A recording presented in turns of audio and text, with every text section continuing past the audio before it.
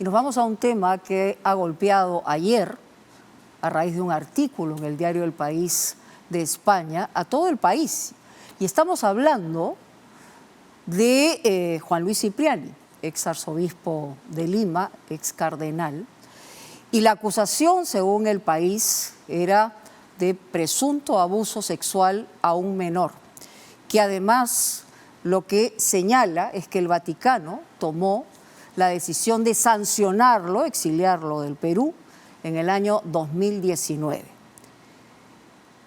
Juan Luis Cipriani ha respondido a raíz de esta publicación del País, señalando que era falso y que él no había tenido la oportunidad de defenderse.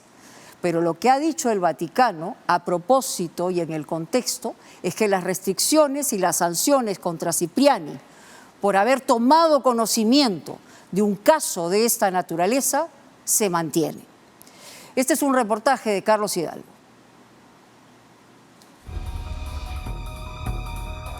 La noticia cayó como una bomba en el Perú. Según el diario español El País, el cardenal Juan Luis Cipriani, arzobispo emérito de Lima, dejó su importante cargo eclesiástico en el 2019 no por motivos de edad, sino porque fue obligado por el Papa Francisco al retiro y al exilio, luego que el Vaticano tendiera una denuncia en su contra por abuso a un menor de edad.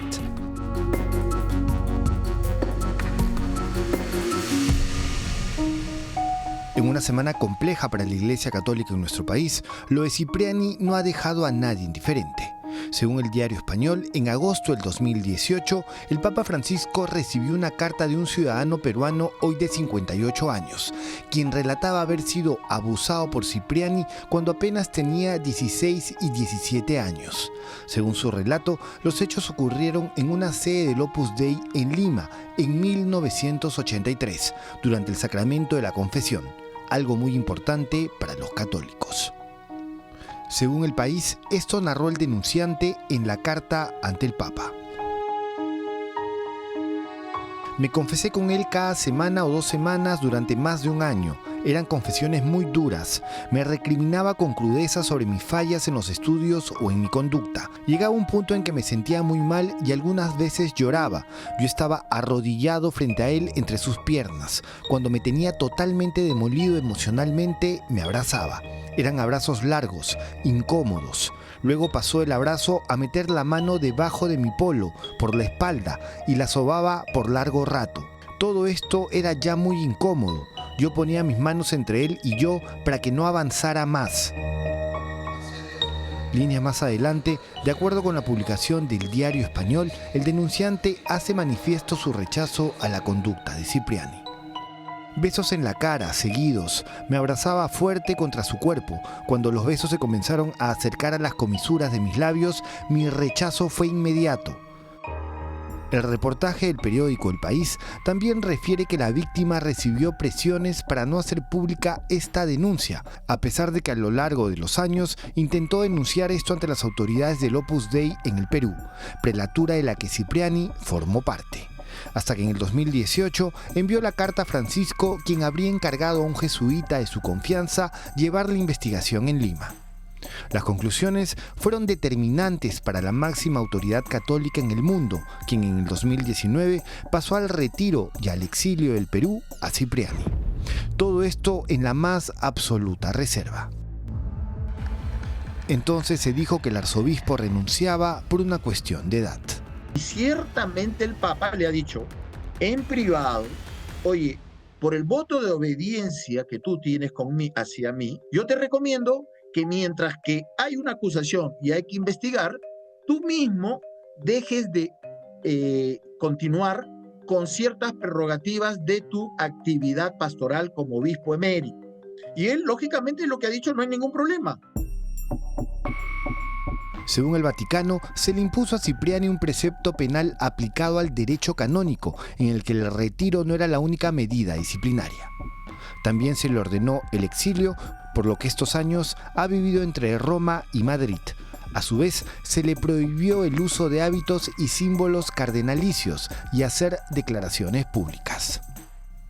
La denuncia aparecida en España tuvo amplia repercusión en este lado del charco, polarizando aún más el debate, ya no entre los laicos, sino entre las propias ramas de la Iglesia Católica. El arzobispo emérito envió una carta al Diario Español en la que calificaba de falsas las acusaciones de pederastia. No he cometido ningún delito, ni he abusado sexualmente de nadie ni en 1983, ni antes ni después. En la carta publicada en las redes sociales, Cipriani señala que en agosto del 2018 fue informado de la denuncia, pero que no se le dieron detalles, dando a entender que no se le dio la posibilidad de defenderse. A continuación, sin haber sido escuchado, sin haber sabido más y sin que se abriera un proceso, el 18 de diciembre del 2019, el nuncio apostólico me comunicó verbalmente que la Congregación para la Doctrina de la Fe me había impuesto una serie de penas, limitando mi ministerio sacerdotal y pidiendo que tuviera una residencia estable fuera del Perú. Resulta grave que se publique de manera parcial información que parece proceder de documentación reservada por la Santa Sede, que ni siquiera yo tengo en mi poder. Cipriani dijo en este documento que en agosto del 2020 tuvo una audiencia con el Papa Francisco y que éste le permitió reanudar sus tareas pastorales. Algo que ha sido desmentido horas después por Matteo Bruni, director de la Oficina de Prensa del Vaticano, quien confirmó que las sanciones contra Cipriani siguen vigentes. Se le impuso un precepto penal con ciertas medidas disciplinarias relativas a su actividad pública, lugar de residencia y uso de insignias. Y aunque en ocasiones puntuales se concedieron ciertos permisos para atender peticiones debidas a la edad y situación familiar del cardenal, en la actualidad este precepto sigue vigente. En primer término, el Papa Francisco es categórico en que este tipo de delitos no pueden ser admitidos y que deben ser castigados no solamente en el ámbito canónico, sino también en el ámbito civil. En segundo término, esta acusación que hacen contra él, lógicamente la más dura que puede recibir un sacerdote, por cuanto todos los que somos laicos asociamos inmediatamente la imagen de un sacerdote con la piedad, la verdad, la pureza, la castidad. Entonces no hay nada más contradictorio que un sacerdote que cometa este tipo de actos. Por lo tanto, considero que Monseñor Juan Luis tiene que esclarecer esto por el bien de él mismo y por el bien de todos aquellos que estamos completamente convencidos de su inocencia. Por su parte, el Opus Dei emitió un comunicado que recogía las palabras del padre Ángel Gómez Ortiguela, vicario del Opus Dei en el Perú, donde pide perdón por no haber acogido la denuncia en contra de Cipriani, por más que la víctima lo buscó.